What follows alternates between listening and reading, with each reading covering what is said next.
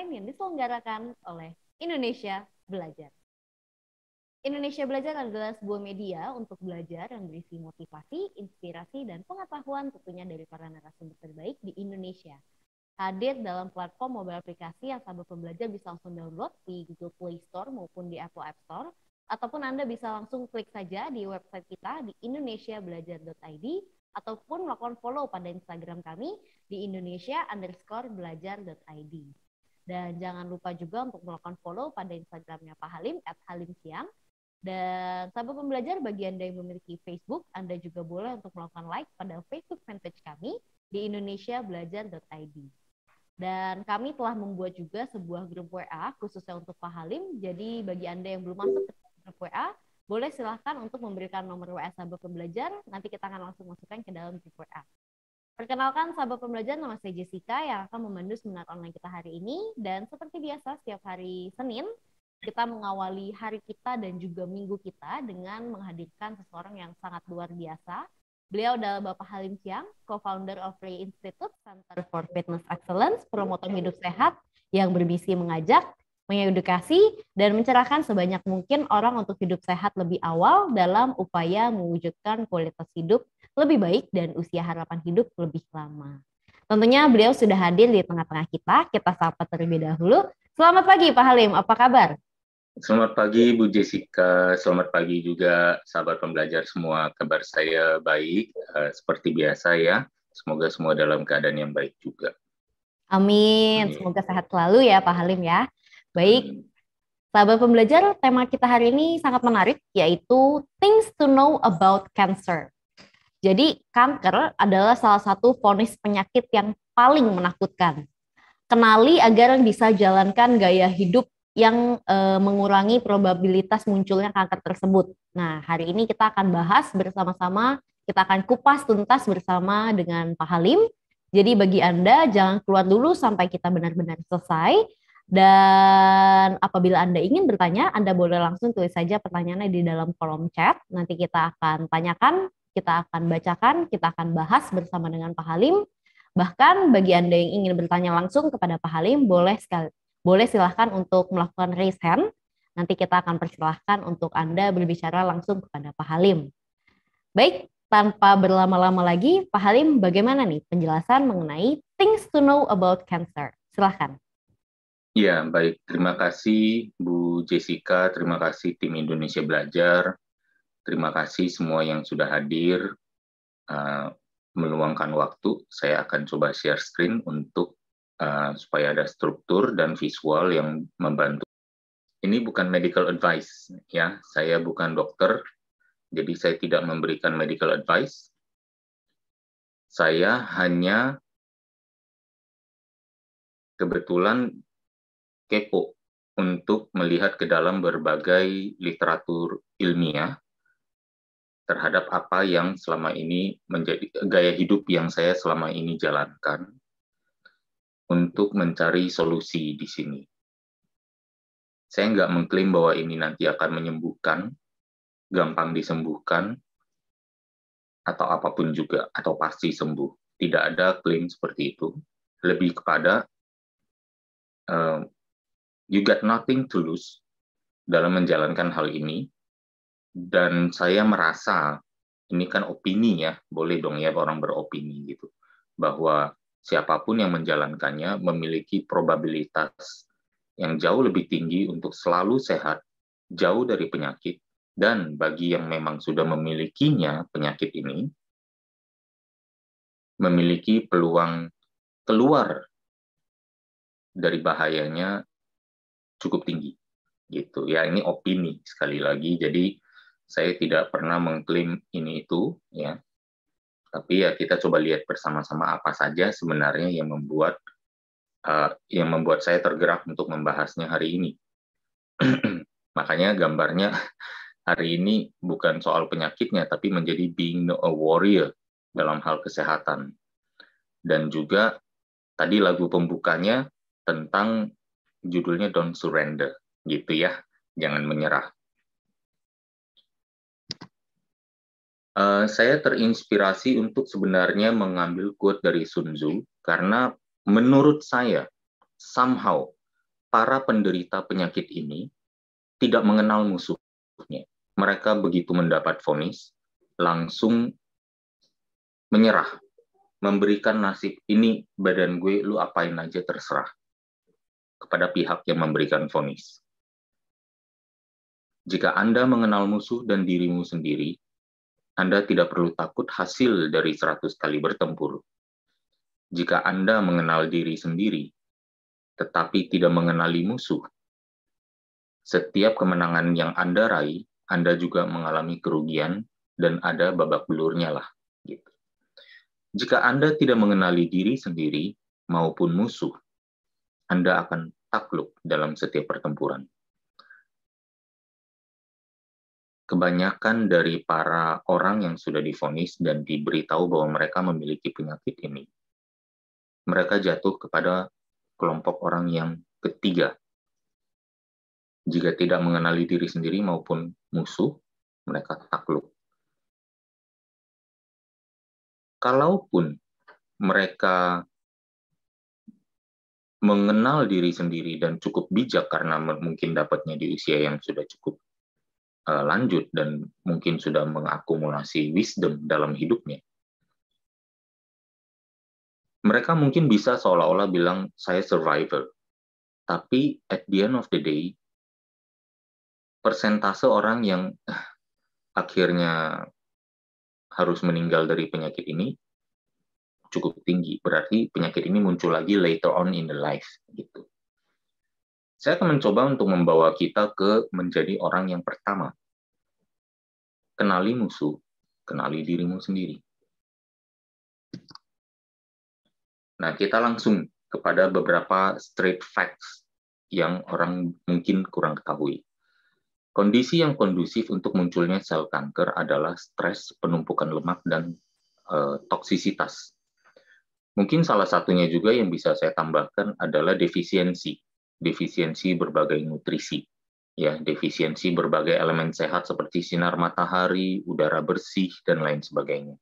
Yang berarti mungkin tolak belakang dari toksisitas yang namanya biasa toksisitas itu berlebihan. Kalau defisiensi dari hal-hal yang baik, toksisitas berarti berlebih dari dalam hal jenis-jenis racun yang menumpuk di dalam tubuh. Termasuk di dalamnya sebenarnya stres, ya, dan penumpukan lemak. Dampak dari stres pada badan adalah ini. Ini bahkan dari American Psychologist Association atau apa gitu ya. Stres dan emosi-emosi yang kuat bisa hadir dengan gejala-gejala pernafasan, seperti pendeknya nafas dan cepatnya pernafasan, di mana jalur udara antara hidung dan paru-paru menyempit. Di sini juga ya ada penelitian tentang hubungan dari kondisi hipoksia, kekurangan oksigen, kepada sel tumor. Kita melihat bahwa stres ini sudah terjadi yang namanya penyempitan jalur udara antara hidung dan paru-paru. Jadi kita sudah bisa mengestablish satu link yang kuat bahwa ini stres menyebabkan oksigen masuk ke tubuh terbatas. Gitu ya. Dan bahwa kondisi hipoksik ini atau kekurangan oksigen, ya, penemuan kami juga menunjukkan bahwa sel-sel pasca pengurangan oksigen memiliki 6 kali lipat probabilitas 600% metastatis, artinya menyebar si sel kankernya. Menjelaskan kepada kita bahwa kelaparan oksigen meningkatkan kemampuan penyebaran sel kanker. Salah satu bentuk stres apa? Takut. Ketakutan yang kita memiliki peluang untuk membuat si kanker ini lebih ganas secara fisik. Ya, kita bisa bahas lagi sebenarnya kok orang bisa takut sama penyakit ini. Saya juga berusaha untuk melihat dari sisi, misalnya ini semua nanti saya presentasikan satu fakta, supaya sahabat pembelajar nanti yang buat konklusinya ya. Pernah dengar nggak bahwa orang terapi penyakit ini dengan buah noni sembuh? Pernah. Pernah dengar nggak terapi vitamin C dosis tinggi intravenous yang pakai suntik sembuh? Pernah. Pernah dengar nggak orang kena penyakit ini mengkonsumsi buah merah Papua lalu sembuh? Pernah. Pernah dengar juga nggak orang mengkonsumsi ya misalnya kunyit putih dan sembuh? Pernah. Itu semua hal-hal alami dan berbagai penemuan mengatakan bisa sembuh. Bahkan banyak juga penelitian ilmiah yang mengatakan berbagai komponen nutrisi alami dari daun teh, teh hijau, matcha, dan guess what? Saya pernah nyari sampai ke biji duku yang pahit yang kita buang. Biji duku, biji buah duku memiliki kemampuan untuk menekan sel kanker. Jadi dari begitu banyak cara-cara alami dan mudah, kanker bisa sembuh. Lalu mengapa kanker begitu ditakuti?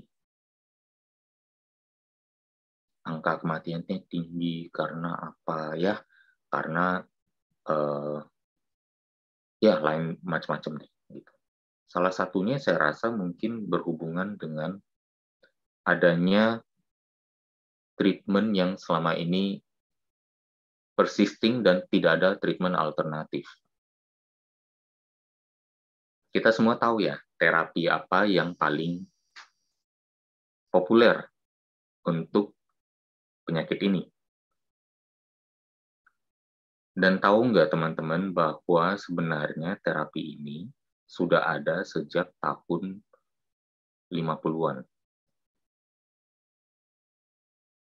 Berarti terapi ini sudah ada selama 60-an tahun. Katanya riset penyakit ini sangat banyak, sangat intensif, begitu giat dilakukan. Tapi mengapa terapinya atau treatmentnya yang paling populer masih itu-itu saja? Apa hasil penelitian ilmiah 60 tahun kalau ternyata hasilnya cuma satu? Dan masih terapi usang yang zaman dulu, yang dari zaman dulu diberikan. Ibaratnya nih, kalau ada satu medikasi mendapat paten mungkin hanya 10 tahun. Setelah itu langsung jadi generik. Lah ini satu-satunya yang generiknya pun masih mahal. Ya, saya hanya mempresentasikan saja gitu ya. Tentang kira-kira bagaimana sejarah penyakit ini bisa ditakuti, padahal begitu banyak upaya penyembuhan sederhana berhasil. Lalu ya ini tadi saya lanjutkan bahwa obesitas dan berat badan naik ya meningkatkan risiko kanker. Di sini ditulis bahkan meningkatnya insulin dan IGF, insulin-like growth factor 1, IGF-1 membantu perkembangan beberapa jenis kanker. Inflamasi tingkat rendah yang kronis, chronic low level inflammation. Badan kita dibombardir dengan pukulan-pukulan yang ringan, ibaratnya tetesan air pada batu, gitu ya. Air bisa lembut, tapi dia menetes di batu, satu demi satu, lembut kan? Iya, melawan batu yang keras, tapi batunya bisa bolong. Ya. Inflamasi tingkat rendah yang kronis yang lebih banyak dialami oleh para orang obesitas dihubungkan dengan meningkatnya risiko terkena kanker. Jaringan lemak memproduksi lebih banyak estrogen yang bisa mendorong berkembangnya beberapa jenis kanker seperti payudara dan dinding rahim. Sel lemak bisa mengganggu proses yang menekan tumbuhnya sel kanker. Ya. Di saat tubuh berusaha menekan sel kanker, sel lemak ngeganggu. Dan kita mengetahui juga bahwa sel lemak adalah situs penyimpanan racun di tubuh kita. Ya, salah satu situs utama tubuh menyimpan racun di badan. Semakin lemak besar, berarti semakin besar gudang penyimpanan racun kita. Dan tentunya semakin lemak bertambah, pola hidup yang menyebabkan peningkatan sel lemak adalah pola hidup yang toksik juga, yang berarti menumpuk lemak. Secara otomatis, lemak naik, toksinnya juga naik, racunnya. Dan toksisitas tadi kan merupakan salah satu faktor juga ya untuk tumbuhnya atau munculnya sel kanker. Dan di sini obesitas menurut ini Worldwide Cancer Research ini bahwa dihubungkan dengan obesitas, ya dihubungkan dengan munculnya 14 jenis kanker. Di sini saya tampilkan 12 karena dari CDC ada info tambahan lagi, ada 2 jenis kanker baru yang ditambahkan ke dalam. Ya. Ada usus, payudara, kantong empedu, ginjal, hati, mulut, tekak, pangkal tenggorokan, kerongkongan, indung telur, pankreas, prostat, lambung, rahim. Plus, ya, kanker pada apa nih? Saya kebetulan ketutup lagi ya karena ada taskbarnya gitu ya, dan kanker pada jaringan pembungkus otak dan pembuluh syaraf. Ada katanya lebih dari 100 jenis kanker, tapi 14 ini berkontribusi pada 40% dari total kasus kanker. Jadi kalau kita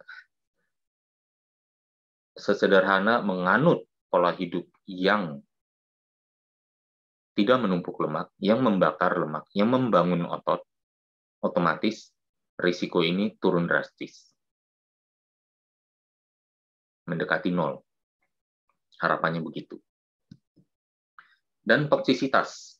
Kita mengenal adanya 7 toksisitas. Kanker adalah toksisitas nomor 3 yang namanya opportunistic.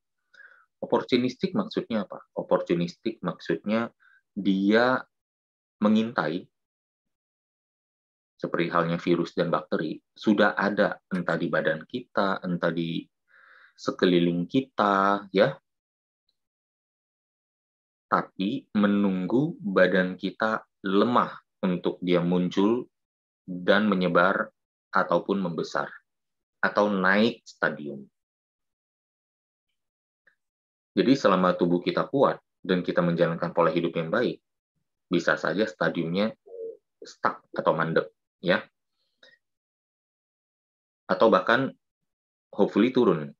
Dan kita harus percaya bahwa bisa turun stadiumnya daripada lanjut.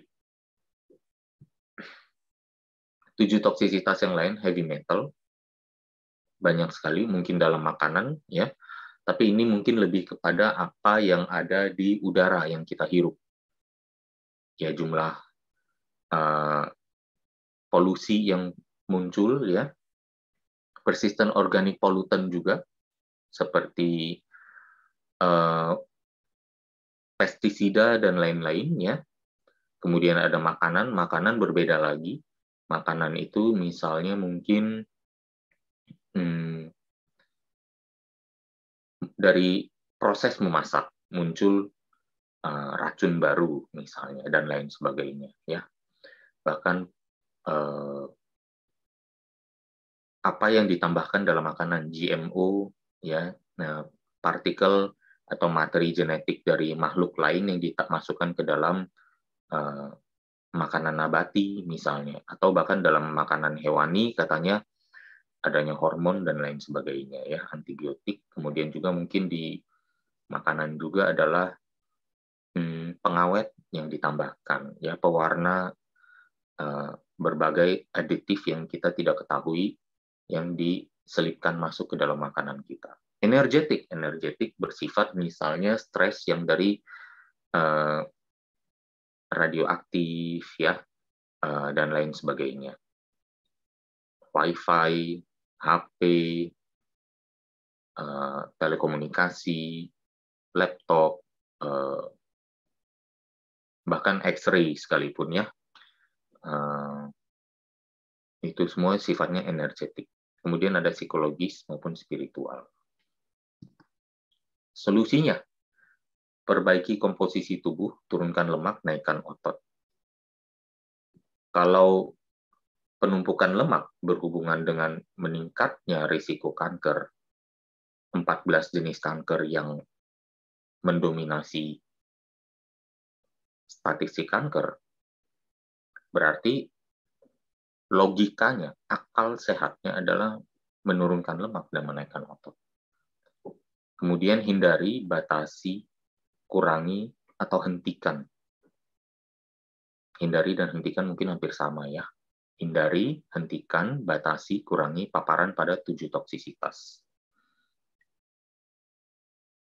Serta hilangkan, redam, atur stres. Be in the present moment, ya. Jadi ada 3 langkah yang mungkin kita bisa lakukan. 3 langkah itu adalah, 1, be in present moment. Be in present moment artinya kita tidak membiarkan pikiran kita warawiri ke belakang dan ke depan. Ke belakang, ke masa lalu, kita diliputi dengan replay momen kekecewaan. Replay hal-hal yang membuat menyesal dan rasa bersalah. Lalu di masa depan, kita juga mungkin diliputi dengan kekhawatiran. Kita balik saja ke present moment, dan benar-benar kita praktekkan yang namanya all is well. Segala sesuatu itu baik adanya. Yang sudah berlalu tidak bisa diubah, tapi bisa dijadikan bekal pelajaran ke depannya. Yes. Supaya hari ini lebih baik. Supaya hari ini yang menjadi kemarinnya, yang menjadi masa lalunya hari esok, sudah tidak lagi mengganggu, karena sudah lebih terisi oleh memori-memori yang baik. Sementara di masa depannya, kita udah nggak harus khawatir, karena apa? Di present moment juga kita melakukan yang terbaik, kan gitu, ya. Jadi di present moment kita melakukan yang terbaik, maka kita tidak perlu khawatir akan masa depannya. Kan kita sebagai orang-orang yang beriman juga perlu mengetahui bahwa Tuhan Maha menyaksikan siapa yang berusaha sebaik mungkin hari ini. Dari situlah mungkin restu kita dapatkan untuk mendapatkan apa yang kita doakan dan usahakan. Lalu yang kedua adalah kalibrasi jumlah dan level ekspektasi. Kalibrasi maksudnya apa?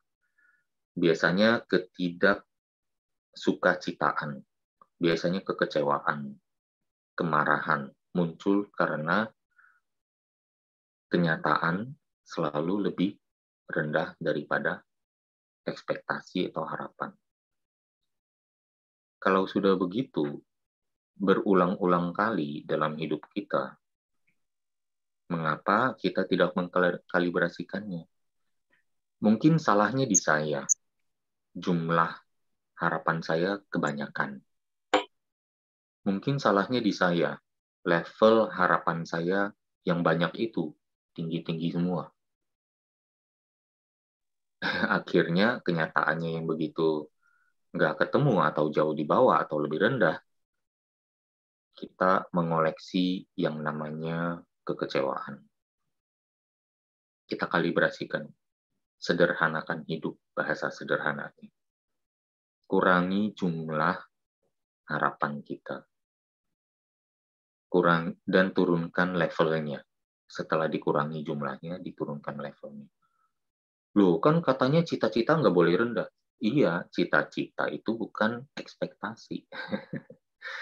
Cita-cita, ekspektasi adalah untuk meraihnya. Ekspektasi adalah di harapan terwujudnya cita-cita. Cita-citanya boleh tinggi, tapi nggak perlu berharap untuk meraih mewujudkannya. Nah, gimana tuh caranya? Perlu wisdom. Ya, punya cita-cita yang tinggi tapi tidak menaruh harapan besar untuk terwujud. Bagaimana tidak menaruh harapan besar untuk tidak terwujud? Orang saya udah usaha besar, harapan saya boleh besar dong. Iya, boleh, tapi itu resep untuk nanti stresnya muncul, marah, kesal, siapa yang disalahkan, kemudian terlibat dalam perkelahian atau perdebatan, kamu salah yang menyebabkan saya tidak meraih cita-cita dan lain sebagainya, rusaknya hubungan dan semuanya. Menurunkan kualitas present moment kita. Dan akhirnya di masa depan kita berpikir lagi, aduh dulu saya musuhan sama dia gara-gara begini, dia sih menghalangi saya dan segala macam. And di masa depan itu, we still don't achieve our dream. Gitu. Ya. Kemudian praktekkan non-judgment. Nah, ini juga saya juga harus masih banyak belajar sebenarnya dalam 3 poin ini. Gitu. Cuman secara kebetulan saya kepikiran dan saya sharingkan. Kemudian kanker juga mendapat energi atau makanan dari gula melalui jalur aerobik. Seperti kita ketahui, gula kita bahas aerobik, yaitu anaerobik. Tapi ini malah adanya anomali, di mana kanker mendapat makanannya dari gula melalui jalur aerobik. Oh, jadi gimana dong? Oh, nggak usah takut, ya. Ini hanya semacam satu perbandingan aja, memberikan kita satu pemetaan ceritanya, kalau dia tabiatnya begini, saya bisa ngapain nih, gitu. Kalau ini bahasanya dia makan atau dia dapat energi dari sini, bagaimana caranya supaya suplai energi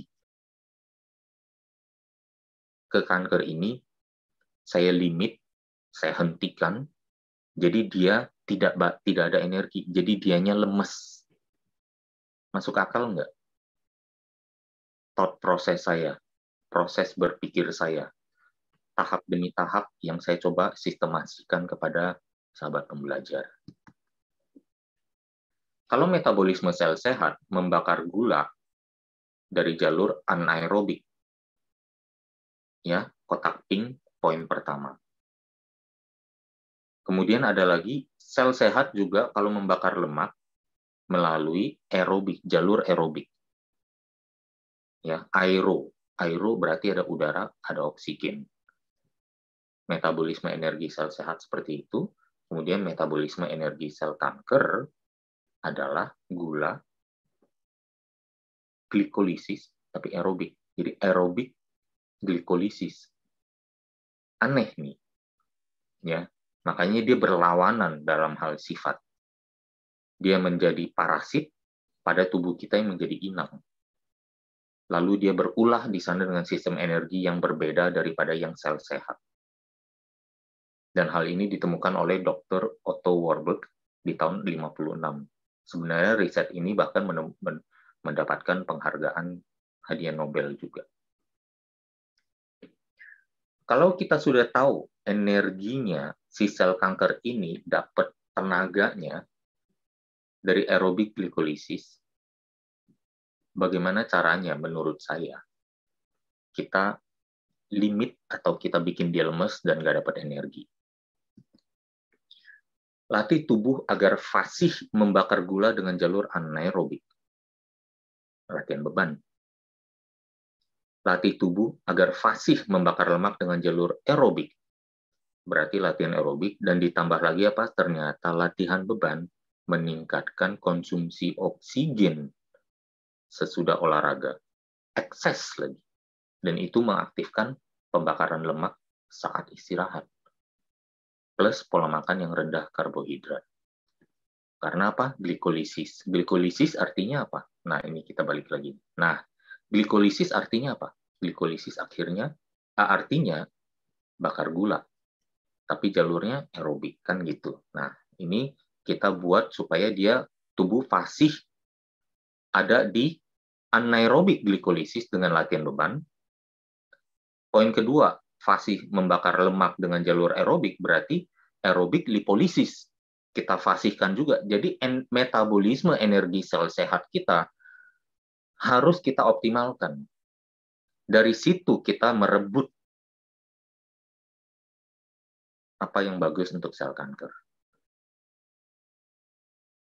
Kemudian, namanya glikolisis berarti datangnya dari makanan berkarbohidrat, karena makanan yang mengandung karbohidrat dalam tubuh berubah menjadi gula, yang nanti akan mensuplai proses glikolisisnya.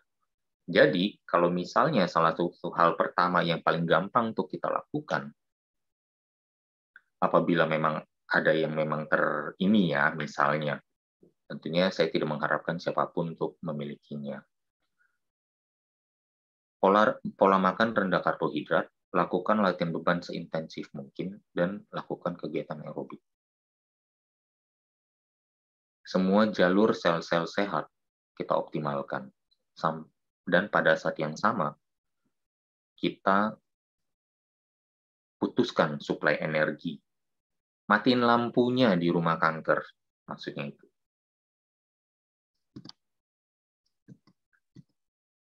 Dan ini adalah epoch yang tadi saya bilang, ya,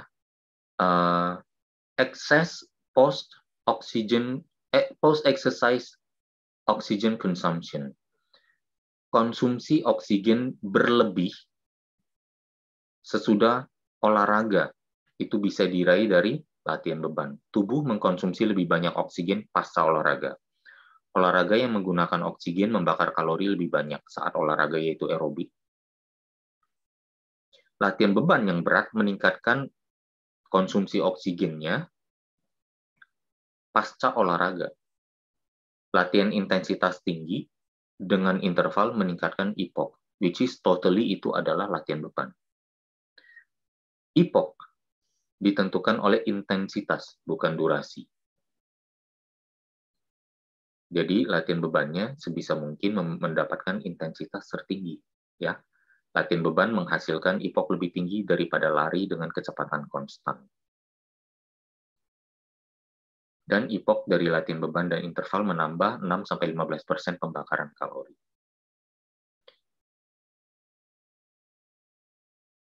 Dan ini juga ya, penyusutan massa otot dan penurunan kekuatan adalah dua karakteristik paling menonjol pada pasien yang menjalani terapi kanker. Kedua hal tersebut menurunkan kemampuan fungsional tubuh dan kualitas hidup. Jadi bayangin melakukan terapi malah kualitas hidupnya turun, kemampuan fungsionalnya turun. Implikasinya adalah apa? Kondisi penurunan ini memberikan pesan, informasi, dan referensi yang negatif untuk diproses oleh otak kita. Hasilnya adalah pelemahan hati, keputusasaan, ketidakberdayaan, dan keinginan untuk menyerah. Saat kalian menjalankan terapi, misalnya ada teman atau siapapun anggota keluarga yang menjalankan terapi ini, rambutnya rontok. Dia merasa cantik, gak? Dia merasa rupawan, nggak? Kemudian dia sampai ceritanya tulang dibungkus kulit. Kualitas hidupnya bagus nggak? Dia bisa happy nggak? Ceria nggak dalam kondisi itu? Apakah, dan dia semakin takut nggak? Apakah dengan ketidakceriaan, dengan ketakutan itu, dengan yang kemudian di-feeding oleh kondisi yang memang benar-benar lemah. Iya nih, saya memang melemah. Berapa chance untuk survival? Latihan pengencangan otot dengan beban menurunkan inflamasi dan meningkatkan profil jalur insulin. Penelitian di masa depan perlu mempertimbangkan potensi pengaruh dari latihan beban bisa memperlambat pertumbuhan sel kanker dan mencegah munculnya kembali. Studi ini dipublikasikan tahun 2018. Yet, it is hidden, tidak diberitahukan kepada banyak orang. Nggak jadi headline dalam pemberitaan media massa. Sementara, 2,5 tahun terakhir ini, begitu banyak dari anggota masyarakat kita yang mengkonsumsi berita media massa.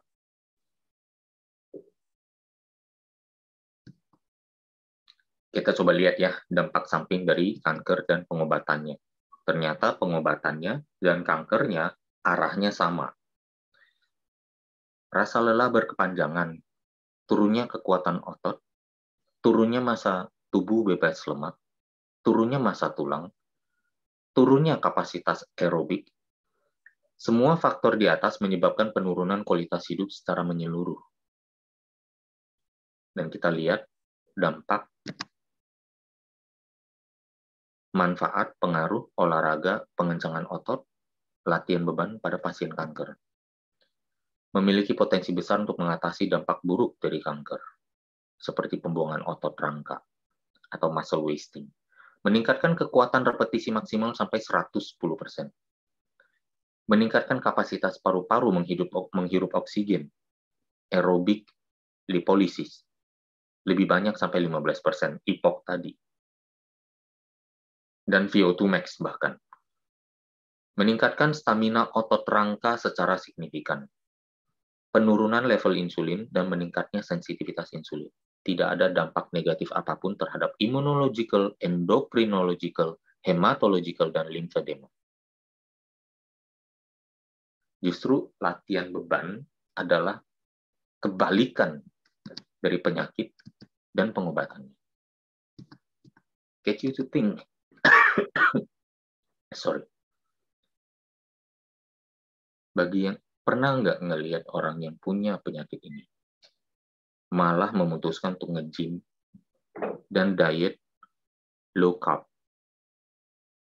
Belum pernah. Saatnya untuk pernah. Saatnya somebody di dekat kita yang kita kenal untuk pernah. Dan kita lihat hasilnya. Kita buat testimoni baru. Lalu lakukan aerobiknya di mana? Cukup di sini. Di light to moderate. Kalau bingung untuk dapat detak jantungnya, cukup gunakan rumusan sederhana yang saya buat. 170 dikurang umur, hasilnya adalah jumlah detak jantung per menit yang dijaga selama berolahraga. Kalau umurnya 40, 170 kurang 40, 130. Itu sudah masuk ke dalam zona aerobik. Berolahraganya 30 menit. 5 menit pertama mungkin belum, sampai 130 pelan-pelan dinaikkan. Sampai 130, jaga selama 20 menit. Turunkan lagi 5 menit. Cooling down. Warm up. Tahan di 130 detak per menit, turunkan lagi. Itu untuk yang berusia 40 tahun. Do accordingly. Bagi yang berusia 50 tahun, 120 detak. Maksudnya seperti itu. Jadi contoh skematiknya sebenarnya adalah ini. Lihat bahwa gula dalam otot ceritanya sampai habis, padahal nggak habis ya, tapi hanya turun banyak, signifikan, kemudian terjadi penurunan lemak di sana. Jadi di angka warna biru ini, sorry, bukan angka warna biru, di biru ini, yang terjadi adalah anaerobic glycolysis. Kemudian yang di kuning ini turun, terjadi yang namanya aerobic lipolisis. Kita aktifkan dari olahraga. Kita fasihkan tubuh kita di sana. Jadi ada hubungan nggak? Kalau misalnya ada sel-sel ini muncul secara opportunistik, mencari peluang, gara-gara apa? Badan kita nggak fasih di sini. Tersedia terlalu banyak energi untuk si sel kanker, dan sel kankernya jadi mau muncul. Karena banyak energi yang nggak dipakai oleh si inang. Gue ambil aja. Mungkin kalau kanker bisa ngomong, dia bilang begitu. Kanker mendapat, nah tadi kan makanannya, sekarang kita bahas di oksigennya. Kanker mendapat oksigennya atau nafasnya dari darah yang asidik. Sekarang energinya sudah kita rebut, makanannya kita rebut lagi oksigennya, kita rebut nafasnya. Dari darah asidik, kita perlu tahu bahwa darah yang asid atau darah yang asam ini, menurut MIT, Massachusetts Institute of Technology, salah satu top perguruan tinggi 5 tertinggi di dunia. Ya, ada Yale mungkin, ada Harvard, ada Cambridge, ada Stanford, kemudian ada MIT.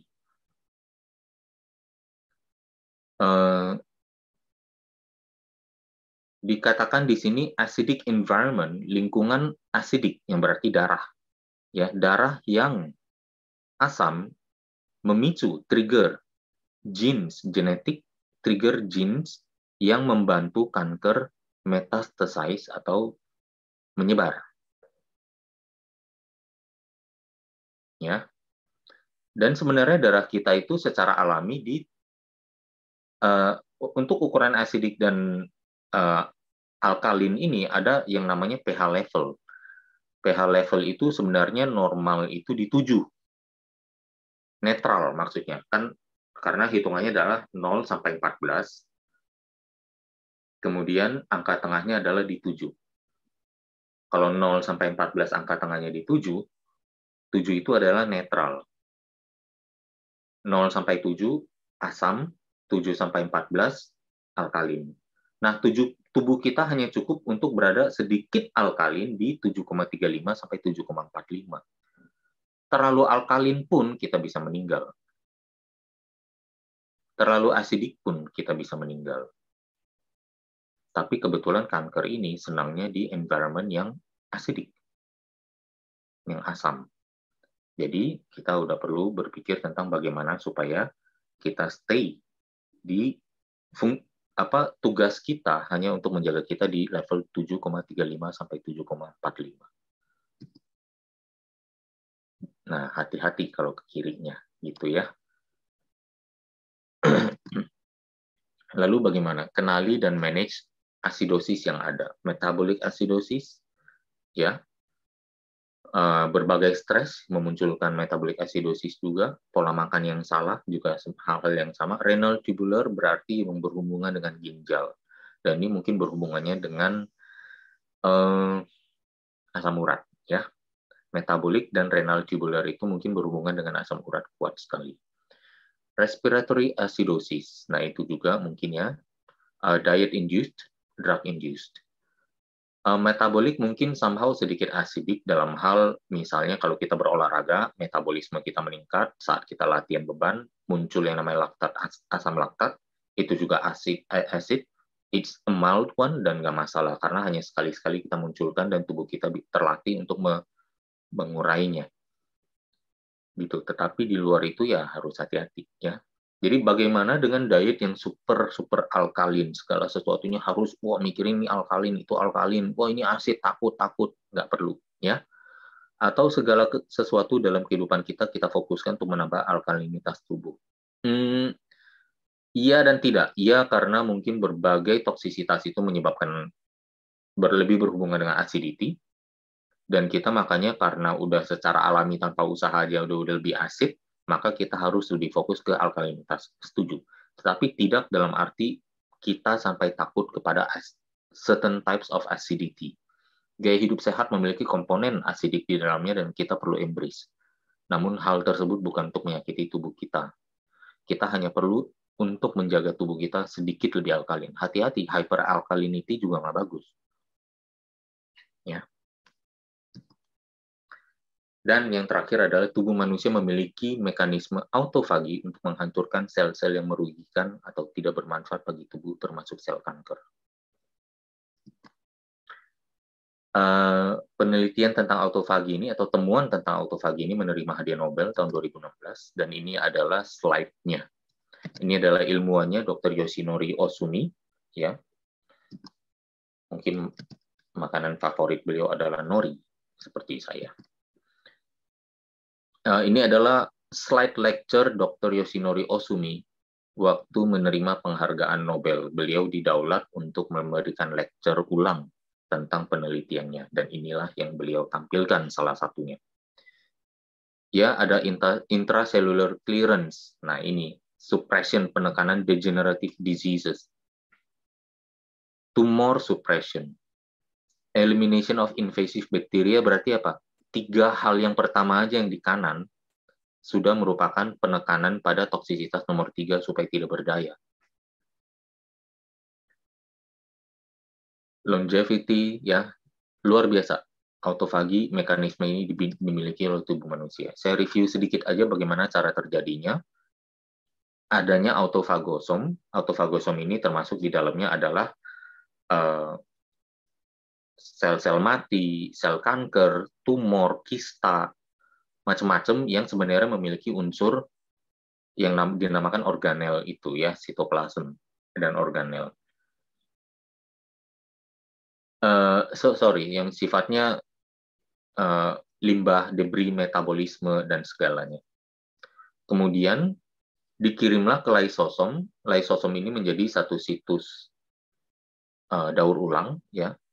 Kemudian lysosom memproduksi enzim untuk mengurai autofagosom, dan semua materi autofagosom yang terurai itu dijadikan asam amino untuk keperluan perbaikan dan regenerasi, menjadi nutrisi yang bermanfaat bagi tubuh. Ya, sel yang cacat, sel yang rusak, ya, kemudian ada virus, bakteri, jamur, parasit, dan bentukan protein yang salah, termasuk tumor, mungkin amyloid deposit, kista, dan lain sebagainya, didaur ulang untuk mendapatkan nutrisi bagi tubuh. Contohnya, misalnya kalau mau melakukannya, pernah nggak kita dengar penderita kanker untuk mencoba melakukan cut karbo dibarengi dengan intermittent fasting? Karena intermittent fasting adalah salah satu jendela atau gerbang terbesar masuknya autofagi, terjadinya autofagi. Coba diberikan ini, lakukan aerobik 2 kali, misalnya. Kemudian makan. Makannya low carbo, high protein. Kemudian latihan beban juga. Who knows? Your chance for preventing it, agar ini tidak pernah muncul dalam tubuh, sangat besar. Dan siapa tahu, ini menjadi satu upaya tambahan di samping medikasi atau terapi bagi para pasien yang sedang berjuang. Di saat tidak ada musuh dari dalam, maka musuh dari luar tidak akan bisa mengalahkan kita. Musuh dari dalam itu apa saja? Pola pikir yang buruk yang tadi, yang perlu kita kalibrasikan, yang 3 hal itu. Apalagi pola hidup yang kurang baik juga, yang mendekatkan diri pada munculnya sel kanker. Kalau musuh-musuh itu masih ada dan tidak kita habisi, tidak kita ganyal, apapun bisa menyakiti kita. Ya. Ketakutan melemahkan.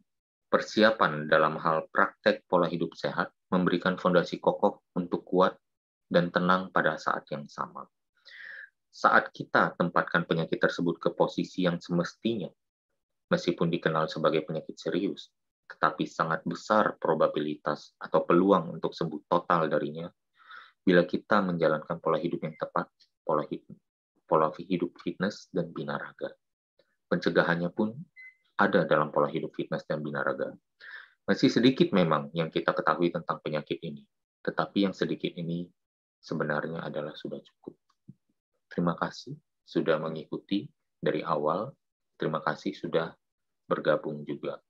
Terima kasih Indonesia Belajar sudah menyediakan platform ini untuk berbagi. Semoga ada manfaatnya, semoga menggerakkan kita untuk mencoba. Why not? Terima kasih. Mohon maaf apabila ada kekurangan, saya kembalikan lagi ke Bu Jessica. Luar biasa sekali. Terima kasih Pak Halim atas materinya, sangat membantu dan menginspirasi kita semua yang ada di sini ya. Saya akan ingatkan kepada sahabat pembelajar, bagi Anda yang belum masuk ke dalam WA Group, boleh sekali untuk masuk ke dalam WA Group dengan memberikan nomor WA sahabat pembelajar di kolom komentar, karena nanti materi ini akan di-share langsung oleh Pak Halim. Dan bagi Anda juga yang ingin menonton lagi reka ulangnya, bisa menonton di YouTube-nya Indonesia Belajar, di Indonesia Belajar Official. Oke, sahabat pembelajar, kita akan langsung masuk ke sesi tanya-jawab. Nah, sebelum kita masuk ke dalam sesi tanya-jawab, di sini sudah ada Ibu atau Bapak Ocin. Yes, keren banget materinya. Amin. Terima kasih Ibu atau Bapak Ocin. Oke, nah ini sudah ada pertanyaan. Saya akan bacakan dari Ibu Fitra. Selamat pagi Pak Halim, izin bertanya. Apakah pemanis buatan bisa menyebabkan kanker? Dan apakah penyakit kanker itu dapat diatasi dengan cangkok organ? Silakan Pak Halim. Ya, baik Bu Fitra, terima kasih. Pemanis buatan sebagian memang ada dihubungkan dengan timbulnya penyakit itu. Saya rasa kembali lagi hal tersebut mungkin agak men-single out ya. Kalau kita mau bilang juga, sayur-sayuran juga bisa menyebabkan kanker. Karena apa? Ternyata sayur-sayuran yang diberi pestisida. Kan gitu. Nah, bayangkan kalau kita makan pestisida, gimana ceritanya gitu ya. Nah, jadi sangat sangat subjektif bagi kita untuk mengatakan hanya seolah-olah satu hal ini kita perlu single out gitu. Tapi buat saya, misalnya ada contoh lagi, katanya menurut orang Barat yang mungkin jumlah melaninnya sedikit di tubuh, dia kena paparan matahari lebih dari 5 menit saja sudah meningkatkan risiko kena kanker kulit gitu. Tapi pada saat yang sama, dia menaruh krim-krim itu untuk melindungi dari sinar matahari dan tidak mengetahui bahwa kulitnya adalah organ penyerap yang sangat kuat dan ternyata menyerap juga. Siapa yang bilang di dalam krim itu semuanya bermanfaat apabila diserap tubuh? Dan bisa ini nggak sama dengan ceritanya dampaknya atau bahkan lebih buruk dari pemanis buatan, bisa saja gitu. Atau misalnya bagi yang suka makan gorengan setiap hari atau in one way or another selalu ada menu gorengan tanpa diketahui dalam kehidupan sehari-harinya, anything can be gitu. Makanya dibilang adalah kurangi, batasi gitu ya. Saya rasa pemanis buatan fine-fine aja ya kalau memang kita mengkonsumsinya dalam taraf yang jelas dan mungkin pilihannya lebih terbatas kepada, saya nggak tahu, banyak yang sudah menjelekkan sucralose ya, kemudian hanya mengatakan stevia-nya saja dan lain sebagainya. Tapi the jury is still out there. Kalau memang mau, ya udah, lebih baik. Kalau memang hal ini dirasa concerning, ya udah yang tawar-tawar aja, kan gitu ya. Dan apakah penyakit kanker dapat diatasi dengan cangkok organ? Saya cuma pernah baca, ini kembali lagi saya men-sharingkan, bukan sebagai satu fakta yang saya bilang absolut, ya. Tapi saya hanya men-sharingkan satu angle yang pernah saya baca atau saya pernah terpapar informasinya. Katanya kalau ada kanker, jangan diganggu dengan diambil. Karena apa? Pengambilan itu, sebenarnya kanker ini mungkin seperti a bag, ya, satu kantong yang berisi sel-sel kanker yang banyak. Nah, surgery untuk mengangkatnya berpotensi melukai dan membuka jalur di mana sel-sel kanker ini leaching out. Dan biasanya metastasis atau orang pikir, oh saya baru saja dioperasi, nggak lama kemudian kenapa kankernya jadi di banyak tempat di seluruh tubuh. That could be, ini sekali lagi saya bukan bilang ini absolut kebenarannya, tapi saya bilang ini berpotensi mungkin terjadi penyebaran itu gara-gara di operasi dan dibelek itu. Gitu. Kita perlu hati-hati di sana. Ya. Jadi dengan mencangkok organ yang ada kansernya, saya nggak tahu. Saya bukan dokter, saya bukan praktisi, saya bukan spesialis bedah, saya juga bukan spesialis dalam hal ini, tapi kita mungkin bisa nanti melakukan riset bersama-sama. Tapi saya rasa mungkin ini satu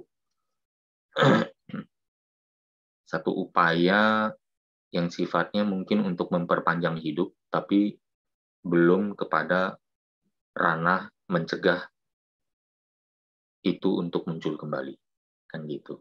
Kalau pola hidupnya masih lama, tubuh lama yang masih berisi dengan berbagai kekecewaan, dengan berbagai ketakutan itu masih tidak diganti, organ yang baru masuk, yang baru ini, yang dari donor, bisa jadi terkena lagi gitu. ada potensinya ke sana. Ya, semoga terjawab Bu Fitra.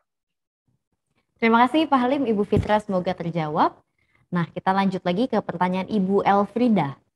Mau tanya Pak Halim, apakah autofagi bisa dilakukan dalam jangka lama, semisal 3 hari per minggu selama 1 tahun, atau perlu ada interval istirahat? Terima kasih Ibu Elfrida, silakan Pak Halim. Iya, Bu Elfrida, terima kasih. Pertanyaannya bagus sekali. Saya kembali lagi mungkin hanya melihat dari segi logiknya ya.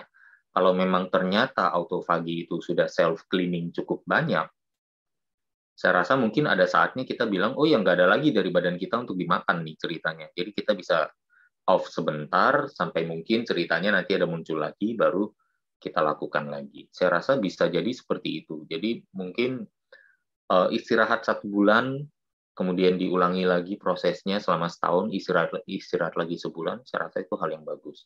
Semisal 3 hari per minggu, ya fine. Ya, saya kebetulan kebablasan aja gitu, melakukannya dari 3 tahun yang lalu sampai hari ini kayaknya belum berhenti gitu loh. Ya itu malah tiap hari, 7 hari seminggu. Dan so far hasilnya masih lumayan gitu. Tapi ya saya rasa mungkin saya juga terlalu ekstrim. Saya mungkin somehow harus cut back juga, saya nggak tahu. Tapi so far karena saya menggabungkan dengan latihan beban, ya, pengaturan pola makan dan pilihan pola makan yang cukup baik juga, ya mungkin saya terbantukan oleh itu juga gitu, sehingga proses ini masih terus berlangsung. Dan mungkin siapa tahu setiap hari kan kita terpapar toksisitas gitu ya, sehingga sel-sel kita yang regenerasi juga mungkin agak turun gitu sih. Sehingga kita, atau karena banyaknya metabolic waste gitu yang muncul, yang mungkin kita mau nggak mau nantinya konsisten juga. Jadi ada 2 ide di sini. Konsisten bagus, mau dikasih break sebentar kemudian lanjut lagi juga bagus. Jadi sebenarnya. Karena ini hidup sehat dan kita sudah melakukannya cukup lama, saya rasa kita memiliki allowance untuk melakukan sedikit kesalahan, gitu ya, gitu. Dan saya rasa ya kita bisa belajar dari situ. Ini it's yet to be found, gitu. Tapi saya rasa so far yang saya alami adalah saya tidak mengalami yang namanya sign of slowing down dalam hal peningkatan kekuatan, kemampuan meningkatkan otot, kemampuan membakar lemak, imunitas tubuh saya selalu terjaga. Selama ini yang masih saya rasakan dan masih saya lihat hasilnya, sepertinya saya masih gas terus gitu. Silakan kalau Bu Elfrida merasa ada baiknya mau berhenti dulu terus kemudian dilanjutkan lagi, mungkin let me know, kita jadi saling belajar, Bu. Thank you. Terima kasih Pak Halim, Ibu Elfrida, semoga terjawab. Kita lanjut lagi ke pertanyaan Bapak Tony. Coach mau tanya, apakah kanker juga bisa hadir pada orang-orang vegan atau vegetarian? Karena di masyarakat sering kita dengar protein hewani itu memicu kanker. Apakah intermittent fasting 16 jam boleh kita lakukan setiap hari? Berarti ini ada 2 pertanyaan. Silakan Pak Halim. Iya, baik Pak Tony. Terima kasih pertanyaannya. Kalau misalnya sehubungan dengan sumber, saya rasa pola makan apapun baik adanya, ya. Yang saya rasa lebih memicu atau lebih dekat dengan pemicuan kanker ada di penyajian, di cara masak dari makanan itu. Jadi nggak masalah ini sayur atau daging, nggak masalah ini nabati atau hewani, tapi kalau memang dimasaknya jelek, melibatkan oksidasi toksin, akumulasi toksin atau racun yang banyak, ya itu yang lebih berdampak kepada munculnya kanker daripada jenis-jenis pilihannya. Saya rasa seperti itu. Apakah intermittent fasting 16 jam boleh dilakukan setiap hari? So far sepertinya boleh, karena itu yang sudah saya lakukan 3 tahun terakhir, dan hasilnya masih cukup baik, sangat baik untuk kesehatan saya. Dan bahkan mungkin boleh dibilang saya merasa lebih sehat selama 3 tahun terakhir ini daripada sebelum-sebelumnya. Berarti seiring saya bertambah tua, dengan umur yang selalu bertambah, saya lebih sehat daripada diri saya 3 tahun atau sampai 10 tahun yang lalu. Itu bisa menjadi satu indikator bahwa intermittent fasting masih cukup valid untuk dilakukan 3 tahun berturut-turut. Semoga terjawab, Pak Tony. Terima kasih Pak Halim, Pak Tony, semoga terjawab. Ini Pak Tony juga sudah ada komentar. Saya menjalani intermittent 16 jam mengikuti Pak Halim, sudah 40 harian. Dan ternyata tubuh tidak lemah sama sekali. Justru lebih fokus dan lebih fit. Terima kasih Coach Halim atas edukasinya. Terima kasih Pak Tony. Oke, kita lanjut lagi ke pertanyaan Ibu Eni. Pak Halim, bila sudah kena kanker stadium 4, kira-kira dietnya apa ya? Silakan Pak Halim. Saya rasa akan tetap sama ya dengan yang tadi saya rekomendasikan. Coba turunkan karbohidrat, perbaiki penyajian, jadi hindari paparan-paparan toksin yang lebih banyak dari misalnya bakaran, gorengan, bubuhan minyak-minyak, terutama seeds oil, oil-oil dari biji, maupun dari margarin ya. Kemudian makanannya sealami mungkin, lalu coba jalankan intermittent fasting, balik lagi, dan juga tentu di pola olahraganya. Kalau masih bisa bergerak, masih bisa fungsional, berdiri dan berjalan, bergerak, go ahead. Keep on fighting. Ya, lakukan apa yang jarang dilakukan. Memang secara fisiologis kita bilang, saya terlalu capek, saya terlalu lemah, saya terlalu lelah. Fisik saya tuh kayak nggak mood untuk saya ajak bergerak dan ini. Fight it. Fight it sampai push up, nggak mampu melakukan satu repetisi lagi sampai badan nempel ke lantai dengan seluruh keringat yang ada. Give yourself peluang untuk berharap. Harapannya rendah nggak apa-apa, yang penting ada. Biar usaha yang menanganinya. Harapan nggak harus tinggi, nggak apa-apa. Yang penting usahanya ada di sana. Semoga terjawab. Terima kasih Pak Halim, semoga terjawab Ibu Eni. Apabila ada pertanyaan lanjutan, silahkan ditulis saja di dalam kolom komentar. Nah, ini ada pertanyaan dari Bapak atau Ibu Ocin. Berarti pemicu dari semua penyakit adalah lemak yang berlebihan, begitukah Pak Halim? Itu hanya salah satu bagian kecil aja. Sebenarnya lemak yang berlebih dalam tubuh itu juga bisa disebabkan oleh masuknya gula yang terlalu banyak atau karbohidrat terlalu tinggi dalam pola makan kita. Kemudian belum lagi kita bicara tentang toksin yang ada dalam makanan kita dan toksin dari environmental, gitu ya, 7 toksisitas. Ya, tetapi kembali lagi, apabila dari dalam diri kita tidak meng-create musuh, ya, berarti apa?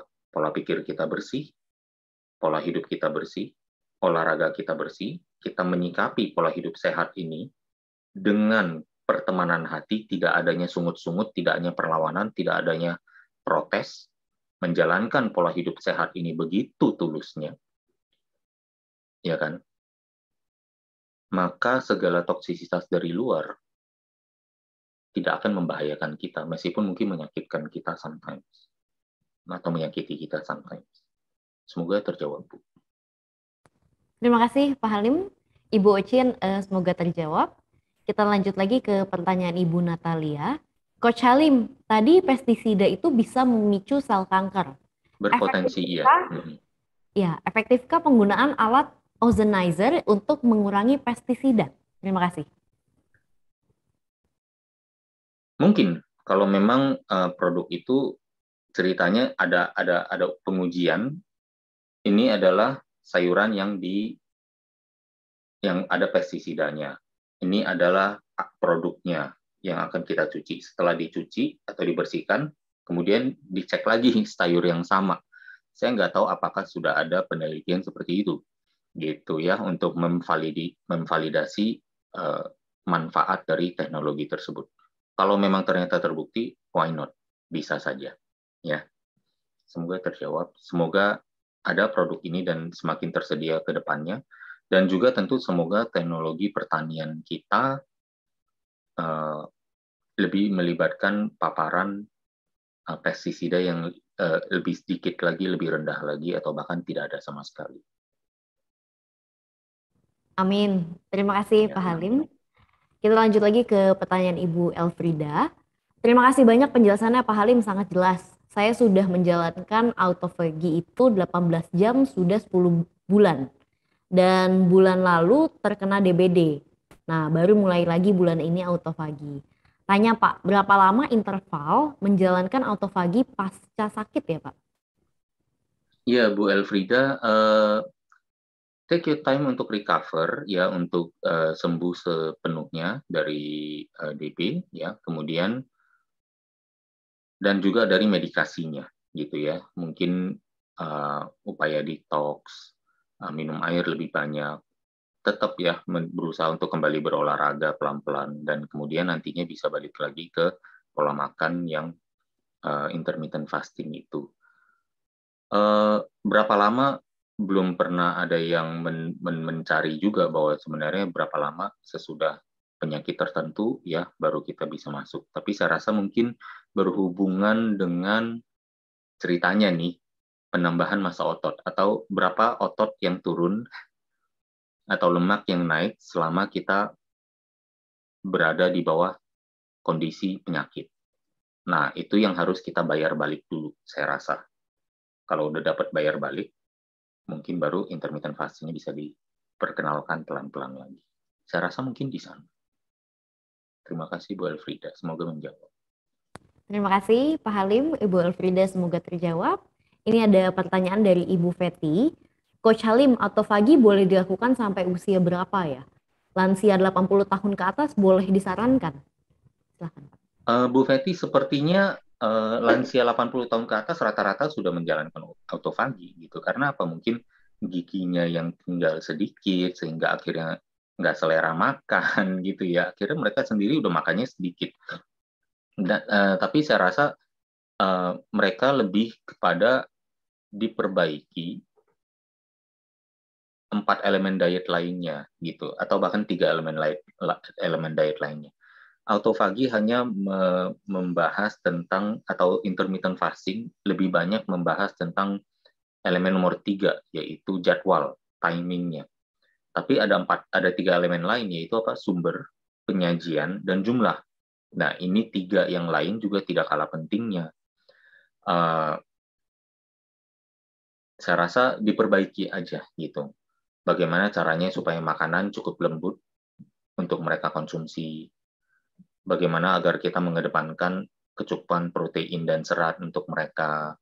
Kemudian juga mungkin lemak yang sehat dan lain sebagainya. Bagaimana supaya di usia 80 tahun mereka masih mau berolahraga. Nah, itu yang mungkin tantangan-tantangan yang lebih besar daripada sekedar bilang, puasa aja gitu. Gitu ya. Saya rasa puasa adalah satu hal yang alami bagi orang yang semakin tua gitu, atau meningkat umurnya. Jadi karena seiring turunnya nafsu makan dan turunnya kemampuan untuk mengunyah atau mengkonsumsi makanan. Jadi secara otomatis mereka mungkin juga hampir setiap hari sudah melakukan intermittent fasting gitu. Kita hanya perlu memastikan mereka cukup nutrisi untuk cukup kuat menghadapi proses penuaan itu, dan kemudian mengaktifkan kembali upaya-upaya untuk berolahraga seperti waktu mereka muda. Semoga terjawab. Terima kasih Pak Halim. Nah, di sini juga sudah banyak yang bilang terima kasih ya. Ini ada Ibu Ocin, ada Ibu Sutarini, terima kasih juga. Nah, ini ada pertanyaan lagi dari Bu Feti. Apakah makanan lembut seperti di blender itu masih mempunyai gizi yang sama Pak Halim? Saya rasa iya, tapi mungkin kan sebenarnya bukan hanya kandungan makanan gizi dari luarnya, tetapi bagaimana kita treatment makanan itu dari mulut sampai ke perut kita, gitu.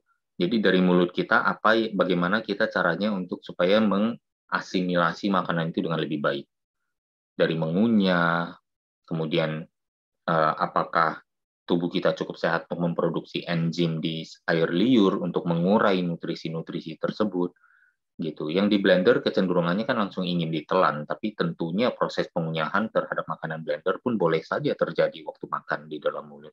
Saya rasa itu lebih penting. Memblender tentunya mengurangi unsur alami dari makanan karena dia sudah semakin jauh bentuknya dari waktu makanan itu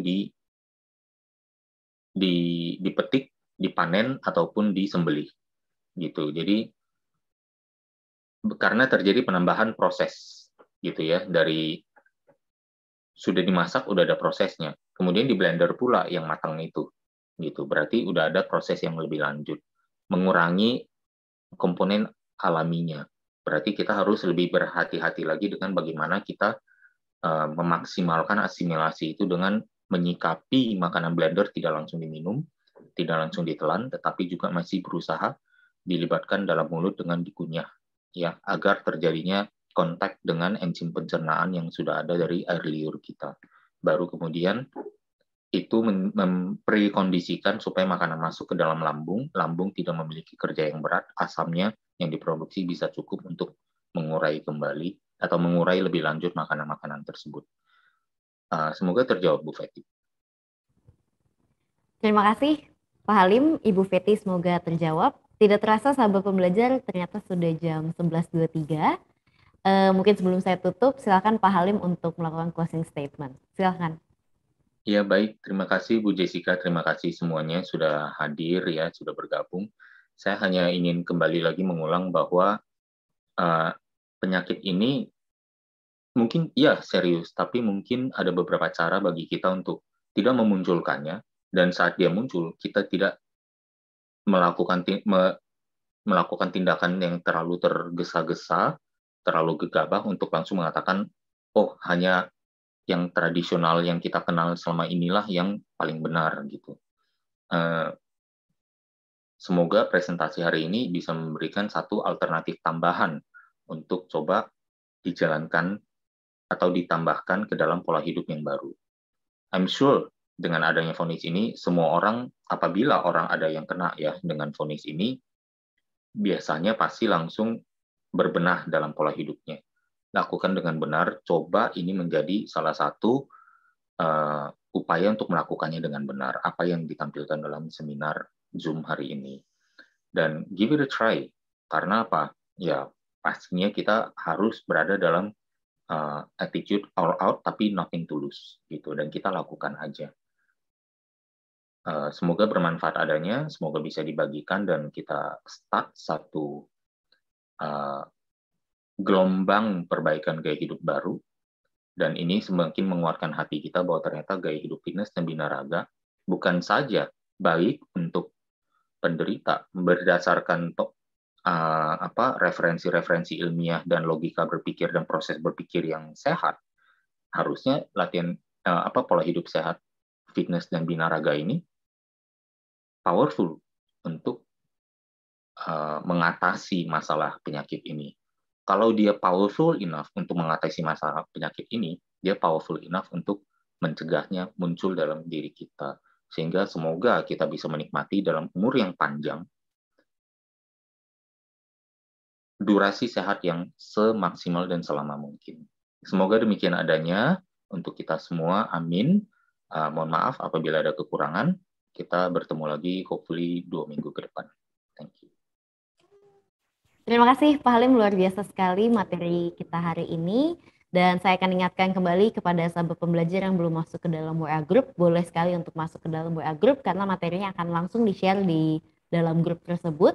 Dan jangan lupa juga untuk melihat reka ulangnya di YouTube-nya Indonesia Belajar, di Indonesia Belajar Official.